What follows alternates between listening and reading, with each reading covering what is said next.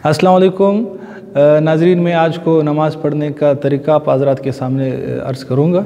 नमाज़ पढ़ने का तरीक़ा ये है कि ये दोनों हाथ आपके बिल्कुल सही होने चाहिए, क़िबला रुख़ होने चाहिए, यूँ ये है। और इस बात अभी गलतियाँ बहुत से लोग करते हैं, बाज़ यूँ करते हैं, बाज़ यूँ करते हैं, और मुख्तलिफ़ तरीक़े। ये तरीक़ा इस तरह आप कर सकते हैं। और फिर ये 3 उंगलियाँ यहाँ होनी चाहिए और आपकी ये 2 उंगलियाँ इस तरह होनी चाहिए, और नाफ के नीचे आपने हाथ बांधना है यूँ। और फिर देखना है इस वक्त कहाँ है, सजदी की जगह को आपने देखना है। फिर रुकू में जाना है, रुकू में जाते वक्त यूँ जाना है और आपकी ये उंगलियाँ खुली हुई होनी चाहिए, और ये आपके दोनों हाथ के जो बैंड है ये सीधे होने चाहिए, और कमर भी आपकी बिल्कुल सीधी होनी चाहिए ये। और यहाँ इस वक्त रुकू में देखना है यहाँ आपके पाँव की उंगलियों को। और फिर जब आप समी अल्लाहु लिमन हमिदा में जाए तो बिल्कुल वक़ार के साथ, इत्मीनान के साथ खड़े हो जाए, और वहीं सजदी की जगह को देखना है।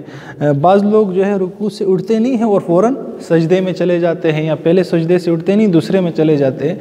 इसको हदीस में नमाज में चोरी कहा गया, इस तरह नहीं करना चाहिए। अभी सजदे में किस तरह जाना है, बिल्कुल इस तरह करके, यानी पहले कमर आपकी सीधी हो, पहले आपके घुटने आए, फिर आपके हाथ आए, फिर आपकी नाक आए, फिर पेशानी आए। तो ये तरीका है। अब इस तरह करने से ये है कि अगर हम कमर को झुका के जाएंगे तो ये दूसरा रुकू बन जाएगा। मैं मतलब ये समझाना चाह रहा हूँ कि अगर आपने आना है तो बिल्कुल आपने सीधा आना है, इस तरह नहीं करना है कि यूँ आना है, ये नहीं, बिल्कुल सीधा ये इस तरह आना है।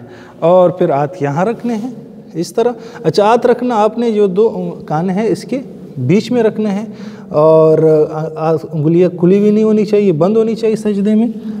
और ये तरीका है इस तरह से।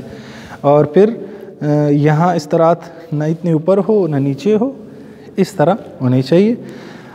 और अशहदु अल्ला इलाहा इल्लल्लाह, ये अक्सर लोग पूछते हैं कि अंगुली कहाँ उठाएं कहाँ नहीं उठाएं, तो अशहदु अल्ला इलाहा इल्लल्लाह इस तरह कलका बनाया जाए हाथ का, और अशहदु अल्ला इलाहा इल्लल्लाह उसको इसी हालत में रखा जाए, इस तरह देखिए अशहदु अल्ला इलाहा इल्लल्लाह। इसी को इसी तरह रख के फिर सलाम फेरते वक्त अस्सलामु अलैकुम व रहमतुल्लाह यहाँ देखना चाहिए, और फिर अस्सलामु अलैकुम व रहमतुल्लाह इस तरह देखना चाहिए। ये हज़रात नमाज का तरीक़ा था और आदाब के साथ। जज़ाक।